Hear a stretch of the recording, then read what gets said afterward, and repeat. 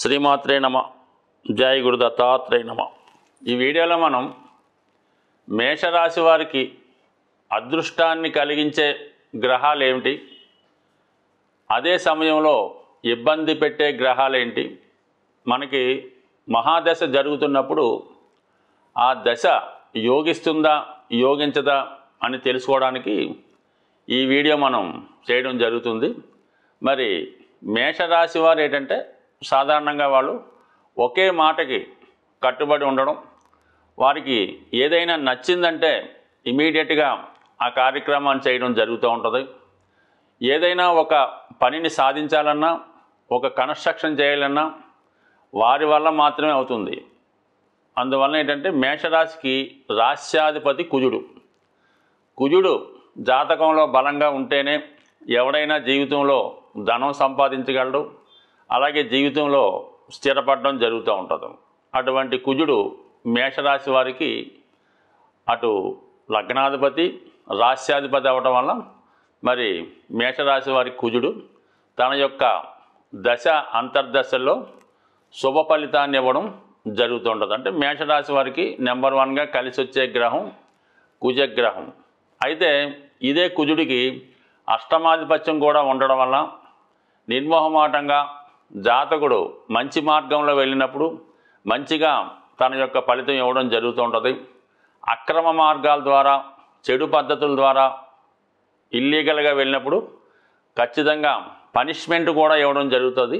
అంటే పనిష్మెంట్ ఇచ్చినప్పటికీ కూడా జాతకుడికి జ్ఞానోదయం అయ్యే విధంగా ఆ గ్రహం జాతకుడి మీద ప్రభావాన్ని చూపిస్తూ ఉంటుంది. అంటే మేషరాశి వారికే కాదు, ఏ రాశి వారికైనా కుజుడు ఒక స్ట్రిక్ట్ అయినటువంటి పోలీస్ ఇన్స్పెక్టర్ లాంటి వాడు.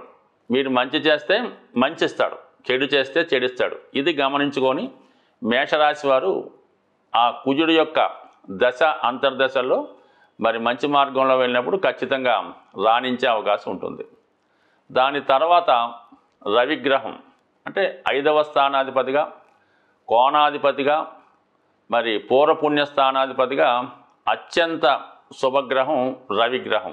రవి బలం ఉంటేనే జాతకుడు స్వతంత్రంగా ఆత్మబలాన్ని కలిగి ఉంటాడు, సుపీరియారిటీ కాంప్లెక్స్ కలిగి ఉండి ఎంత గొప్పవారితో అయినా డీల్ చేసి ఆ కార్యక్రమాన్ని నెరవేర్చగలుగుతూ ఉంటాడు. అంటే మేషరాశి వారు అటు స్వతంత్ర వృత్తిలో రాణించాలన్నా, రాజకీయ రంగంలో రాణించాలన్నా రవి యొక్క బలం తప్పనిసరి. అంటే రవి మేషరాశి వారికి యోగించే గ్రహం కాబట్టి మరి రవి యొక్క దశ అంతర్దశల్లో జాతకుడికి అధికార పదవి రావడం కానీ, తండ్రి గారి ద్వారా వారసత్వంగా అయిన పదవి రావడం కానీ, నేమ్ అండ్ ఫేమ్ రావడం కానీ, వారసత్వ ఆస్తి రావడం కానీ, వారి యొక్క లక్షణాలు, వారి యొక్క క్వాలిటీసు మరి ఈ రవి యొక్క దశలో మేషరాశి వారికి అనుభవంలోకి రావడం జరుగుతూ ఉంటుంది.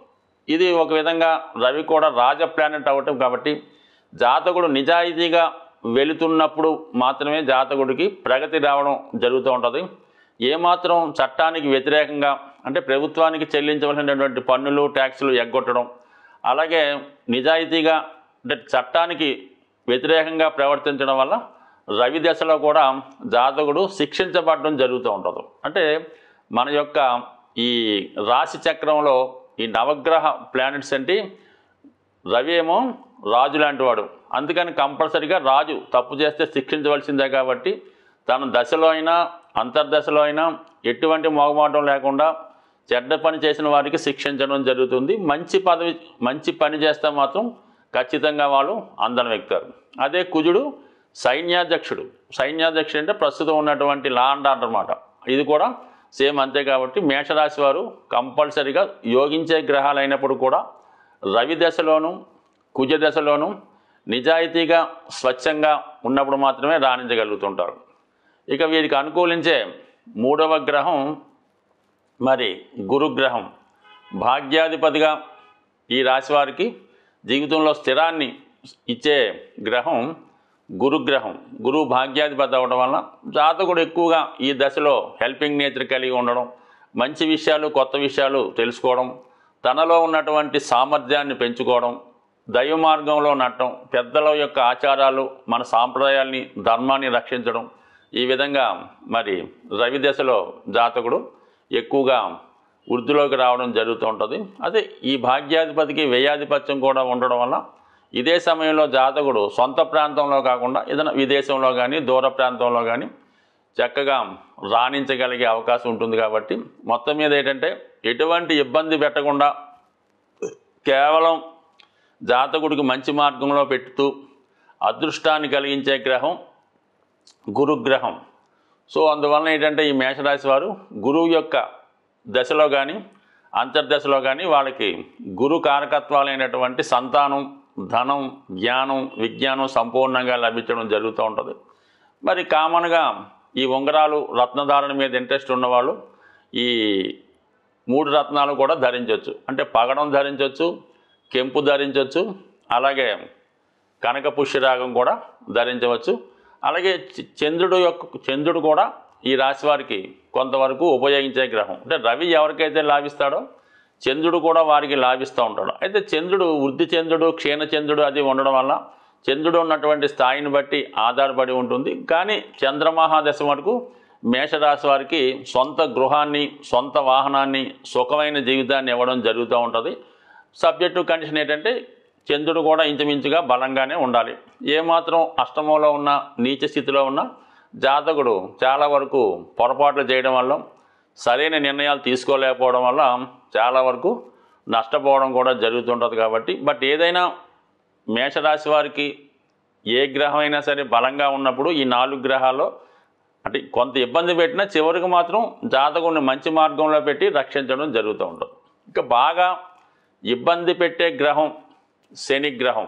అంటే దశమ లాభాధిపతిగా మరి జాతకుడికి అటు వృత్తి ద్వారా లాభాన్ని కూడా ఇచ్చినప్పటికీ కూడా మరి శని రాశి వారికి, ఈ లగ్నం వారికి బాధకుడు అవడం వల్ల జీవితంలో ఖచ్చితంగా చాలా చాలా చాలా ఇబ్బందులు పెట్టిన తర్వాత, జీవితంలో బాగా నాశనం అయిన తర్వాత చివరి ఫలితంగా ఏదో కొంత హోప్గా జాతకుడు చేసే కార్యక్రమాలు బట్టి, తన నడవడికను బట్టి మంచి మార్గంలో పెట్టే ప్రయత్నం చేస్తాడు తప్ప మేషరాశి అంటే ఎక్కువగా లగ్నం ఫాలో అవుతుంటాం. మేషరాశి మేష లగ్నం వారు ఒకవేళ శని మహాదశ వచ్చిన టైంలో చాలా జాగ్రత్తగా కష్టపడుతూ జీవితంలో ముందుకెళ్తేనే అభివృద్ధి ఉంటుంది తప్ప ఏమాత్రం అవినీతి కార్యక్రమాలు, అక్రమైన పనులు, చెడు వ్యసనాలు, అతిగా నిద్రపోవడం, అబద్ధాలు చెప్పడం, పెద్దల్ని నిందించడం ఇటువంటి ఏ కార్యక్రమం చేపట్టినా కూడా తొందరగానే అంటే శని భగవానుడు ఏం చేస్తాడంటే ఈ జన్మలో మీరు చేసినటువంటి తప్పులను ఈ జన్మలోనే శిక్షించే విధంగా ప్రయత్నం చేస్తూ ఉంటాడు.